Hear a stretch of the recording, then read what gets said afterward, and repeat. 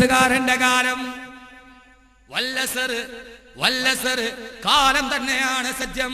ഏത് കാലത്തെയാണ് പറയേണ്ടത്? ഏത് കാലത്തെയാണ് ചുട്ടിപ്പിടിക്കേണ്ടത്? എന്റെ സ്വദേശമായ ഇടുക്കി ജില്ലയിലെ കുമളിയിൽ 7 വയസ്സുകാരി പെണ്ണിനെ മാനഭംഗം ചെയ്ത് മരപ്പൊത്തിൽ ഒളിപ്പിച്ചു. കേരള രാജ്യം ഞെട്ടിത്തകർത്ത് നിന്നു. ആരാണ് 7 വയസ്സുകാരി പെണ്ണിനെ? അറിയണം സഹോദരിമാരെ, ഇത് പറയാനാണ് എവിടേക്കാണ് പോക്ക് പോകുന്നത്? കാരാളികോണത്ത് പട്ടിണിയുടെ നാളുകൾ ഉണ്ടായിരുന്നു. അൽഹംദുലില്ലാ, ഇന്ന് പട്ടിണി കിടക്കുന്ന ഒരു വീട് നമ്മുടെ നാട്ടിലില്ല. ആരുടെ കയ്യിലാണ് പണമില്ലാത്തത്? ആരുടെ കയ്യിലാണ് ഏറെയില്ലെങ്കിലും ഒരു നേരത്തെ അന്നത്തിന് വകയില്ലാത്തത്? ദുനിയാവ് കയ്യിലുണ്ട്. പക്ഷെ എവിടേക്കാണ് ഈ പോക്ക് പോകുന്നത്? ഇതിനൊരു അവസാനം വേണ്ടേ? ഇതിനൊരു പര്യവസാനം വേണ്ടേ? എവിടെ വരെയാണ് പോകുന്നത്? എവിടേക്കാണ് നടന്നു പോകുന്നത്?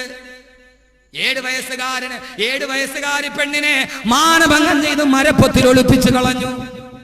ഇത് ന്യൂയോർക്കിലെ കഥയല്ല, ഇത് മിസിസിപ്പിയുടെ കഥയല്ല, ഇത് സാൻ ഫ്രാൻസിസ്കോയുടെ കഥയല്ല. നാം ജീവിച്ചിരിക്കുന്ന കാലഘട്ടത്തിൻ്റെതാണ്. എന്റെ പ്രിയപ്പെട്ട മാതാപിതാക്കളെ, വളർത്തുന്നതിനപ്പുറം വിളരരുത് എന്ന് താല്പര്യമുണ്ടെങ്കിൽ ഈ രാത്രി നമുക്ക് നാളെ പരലോകത്തിലേക്ക് പ്രയോജനം ചെയ്യപ്പെടുമെങ്കിൽ കേൾക്കാൻ തയ്യാറാവുക. അള്ളാഹു തൗഫീഖ് നൽകട്ടെ. പ്രതിയെ പിടികൂടി 3 ദിവസത്തിന് ശേഷം. ആരാ പ്രതി? ആ കുട്ടിയുടെ കൂടെ ഒരേ സ്കൂൾ ബസ്സിന് തിരിച്ചു വരുന്ന 11 വയസ്സുകാരൻ പ്രതി. ഈ 11 വയസ്സുകാരൻ 3 ദിവസവും IG റാങ്കിലുള്ള ഉദ്യോഗസ്ഥർ അവിടെ വരുമ്പോൾ അവരുടെ കൂടെ വഴികാട്ടാനുണ്ട്. അവൻ കാര്യങ്ങളൊക്കെ പറഞ്ഞു കൊടുത്തു. നൊട്ടോറിയസ് ക്രിമിനലിനെ പോലും ലജ്ജിപ്പിക്കുന്ന രീതിയിൽ, തോപ്പിക്കുന്ന രീതിയിൽ അവൻ നന്നായി മുഖം മാറ്റി വെച്ചു. പ്രതി അറസ്റ്റ് ചെയ്തു. 11 വയസ്സുകാരൻ. പോലീസ് ഉദ്യോഗസ്ഥർ ചോദിച്ചു, നിനക്ക് എങ്ങനെയാണ് ഇത് ചെയ്യാൻ തോന്നിയത്? നിന്റെ കൂടെ പഠിക്കുന്ന കുട്ടിയോട് ഇപ്രകാരം നിനക്ക് എങ്ങനെ തോന്നി? ആ കുട്ടി പറഞ്ഞ മറുപടി, കാലം തന്നെയാണ് സത്യമെന്ന ഈ ശപിക്കപ്പെട്ട പിശാചുക്കൾ പാർക്കുന്ന വേതാള നഗരം പോലെ അധപതിച്ചു പോയ ഈ ഭൂമിയിൽ നന്മയുടെ ഒരു ചിന്തെങ്കിലും മനസ്സിൽ കാത്തു സൂക്ഷിക്കുന്നുവെങ്കിൽ ആ പെട്ടുപോൻ 11 വയസ്സുള്ള സ്കൂൾ വിദ്യാർത്ഥി പോലീസ് ഉദ്യോഗസ്ഥരോട് പറഞ്ഞത്, എന്നെ ഈ തെറ്റ് ചെയ്യിപ്പിച്ചത് ഞാനല്ല, എന്റെ ഹൃദയത്തിന് കുടികൊള്ളുന്ന പിശാചല്ല, എന്നെ ഇത് ചെയ്യാൻ പ്രേരിപ്പിച്ചത് എന്റെ പ്രിയപ്പെട്ട വാപ്പയും എന്റെ പ്രിയപ്പെട്ട ഉമ്മയുമാണ്.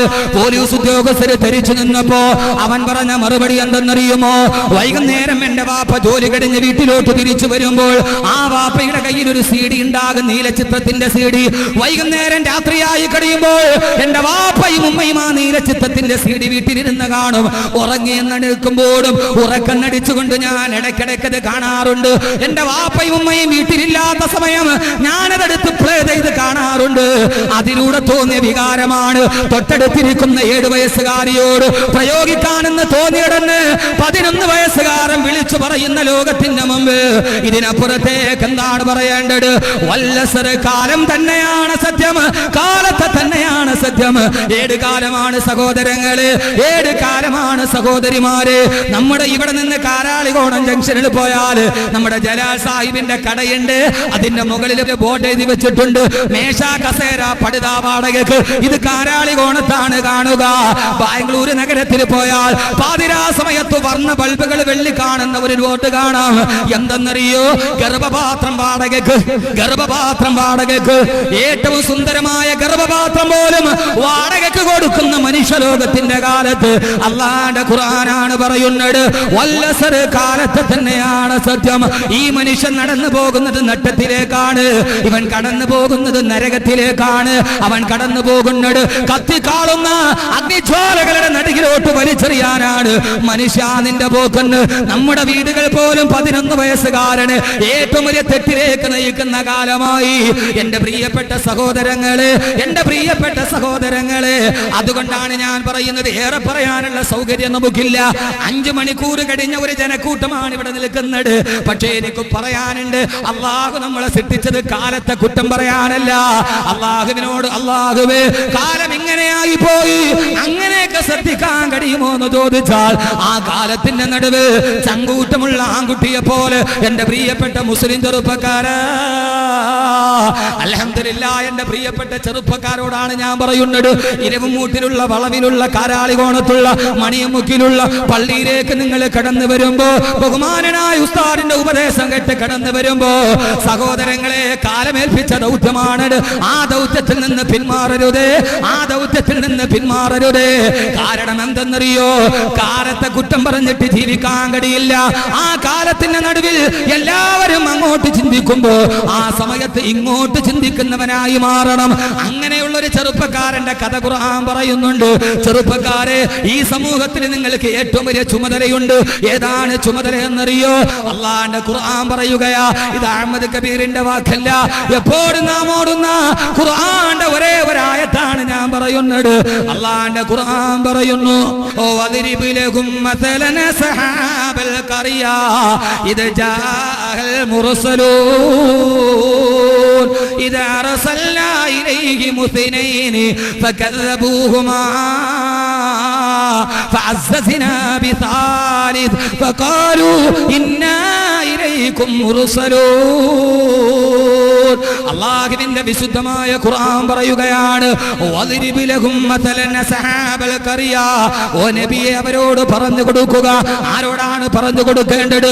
വിശുദ്ധമായ കഅബാലയത്തിന്റെ തിരുമുറ്റത്ത് ജീവിച്ചിട്ട് അല്ലാഹുവിന്റെ റസൂൽ സ്വർഗ്ഗത്തെ പറഞ്ഞപ്പോ തിരസ്കരിച്ചവർ, അല്ലാഹുവിന്റെ റസൂലിന്റെ നരകത്തിന്റെ മുന്നറിയിപ്പിനെ അവഗണിച്ചവർ, മദ്യത്തിന്റെയും മദിരാക്ഷിയുടെയും നടുവ് പാതിരാ സമയത്ത് സുന്ദരി പെണ്ണിന്റെ ചൂടും ചൂരും അനുഭവിച്ചിട്ട് കിടന്ന അബൂജഹലിനോട് പറയും, നബിയെ, സത്യം മുന്നിൽ കണ്ടിട്ടും വിശ്വസിക്കാൻ കഴിയാതെ അഹങ്കാരത്തോടെ നെളിഞ്ഞു നിന്ന അബൂജഹലിനോട് പറഞ്ഞു കൊടുക്ക് നബിയെ, ഓ വദ്രിബ് ലഹും മസലൻ അസ്ഹാബൽ ഖറിയ.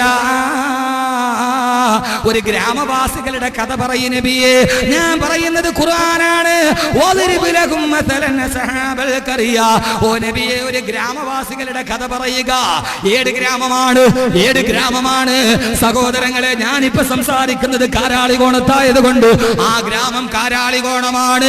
അള്ളാന്റെ ഖുർആൻ 6-ാം നൂറ്റാണ്ടിൽ മാത്രം അവതരിപ്പിച്ച ഗ്രന്ഥമല്ല. ലോകാവസാനം വരെ, പടിഞ്ഞാറ് നിന്ന് സൂര്യൻ ഉദിക്കുന്നത് വരെ ആരൊക്കെ കടന്നു വരുന്നുവോ അവര് മുഴുവനും ബാധകമാണ് ഈ ഗ്രാമത്ത്. അള്ള പറയുകയാണ്, ആ ഗ്രാമത്തിൽ മുഴുവനും എന്റെ പ്രിയപ്പെട്ട ചെറുപ്പക്കാരോട് പ്രത്യേകിച്ച് ഞാൻ ഓർമ്മിപ്പിക്കുന്നു, ഈ ഗ്രാമം ഞാൻ നിങ്ങൾ താമസിക്കുന്ന കാരാളികോണമാണോ? അതേ എന്ന് ഞാൻ പറയും. ഓരോ ഗ്രാമത്തിനും ഇത് ബാധകമാണ്. അള്ളാഹു പറയുകയാണ്, ഇദാ അർസൽനാ ഇലൈഹി മുസ്നൈൻ. ആ ഗ്രാമവാസികൾ അവർ ഏറ്റവും വലിയ ജീർണതയിലൂടെ നടന്നപ്പോ, മദ്യം അവരെ ഭരിച്ചു കളഞ്ഞപ്പോ, ചീട്ടുകളി അവരെ ഭരിച്ചു കളഞ്ഞപ്പോ, അധാർമികത അവളെ ഭരിച്ചു കളഞ്ഞപ്പോ, അവരിലേക്ക് ഞാൻ 2 പ്രവാചകന്മാരെ അയച്ചു കൊടുത്തു. 2 പ്രവാചകന്മാരെ. ഈ ഗ്രാമവേദ ഇത് 6-ാം നൂറ്റാണ്ടിൽ മാത്രം അവതരിപ്പിച്ചതല്ലോ. ഈ ഗ്രാമവേദ കാരാളികോണമാണോ എന്ന് ചോദിച്ചാൽ അതെ. കാരാളികോണമാണോ എന്ന് ചോദിച്ചാൽ അതെ. നമ്മുടെ ഗ്രാമത്തെ കുറിച്ചാണ്. ഇത് അർസൽനാ ഇലൈഹി മുസ്നൈൻ. ഖുർആനിനെ അങ്ങനെ മനസ്സിലാക്കണം. ഇത് അർസൽനാ ഇലൈഹി മുസ്നൈൻ. അവിടേക്ക് അല്ലാഹു 2 നബിമാരെ വിട്ടു. നബിമാര് സാധാരണ വരുന്നത് എന്താ? നിങ്ങൾ ചെയ്യുന്നത് തെറ്റാണ്, പാതകമാണ്, നിങ്ങൾ വീണ്ടും അല്ലാഹുവിന്റെ സ്വർഗത്തിലേക്ക് വരണം. ഒരു നാട്ടിൽ 2 പ്രവാചകന്മാരെ വിട്ടാൽ ആ നാടിന്റെ അവസ്ഥ കൊണ്ടൊന്ന് ആലോചിച്ച് നോക്കി. പക്ഷേ സഹോദരങ്ങളെ, ആ നാട്ടിൽ അല്ലാഹു 2 ചെറുപ്പക്കാരുടെ കഥ പറയുന്നുണ്ട് ഖുർആൻ. അത് പറഞ്ഞാൽ അവസാനിപ്പിക്കും. ആ ചെറുപ്പക്കാരനായാൽ അള്ളാഹ് നൽകുന്നത് 3 പ്രതിഫലമാണ്. എത്ര പ്രതിഫലം? ഈ നാട്ടിൽ എന്നെ ശ്രമിക്കുന്ന ഓരോ ചെറുപ്പക്കാരനും ഓരോ ചെറുപ്പക്കാർക്കും ആർക്കും അതാവാൻ കഴിയും. ഈ നിൽക്കുന്ന ഓരോ പച്ച മനുഷ്യനും ആ പ്രതിഫലം വാങ്ങിക്കാൻ കഴിയും. 3 പ്രതിഫലം. ആ പ്രതിഫലമോ ലോകത്തിലെ ഏറ്റവും ഉന്നതമായ പ്രതിഫലമാണ്. ഇൻഷാ അല്ലാഹ് അതൊക്കെ പറഞ്ഞ് അവസാനം നമുക്ക് എല്ലാവർക്കും വേണ്ടി ദുആ ചെയ്ത് ഇൻഷാ അല്ലാഹ് പിരിയാം. അല്ലാഹു തൗഫീഖ് നൽകട്ടെ. എന്റെ പ്രിയപ്പെട്ട സഹോദരങ്ങളെ, അള്ളാഹുവിന്റെ ഖുർആൻ പറയുന്നു, ആ ഗ്രാമത്തിൽ എന്താ ഈ കാലത്ത് നമ്മൾ ചെയ്യേണ്ടത്? എന്താ? അള്ളാഹുവിന്റെ ഖുർആൻ വ്യക്തമായി പറയുന്നുണ്ട്. ഓരോ മനുഷ്യനും നിങ്ങൾ ഈ കാലത്ത് ചെയ്യേണ്ട റോൾ ഏതാ?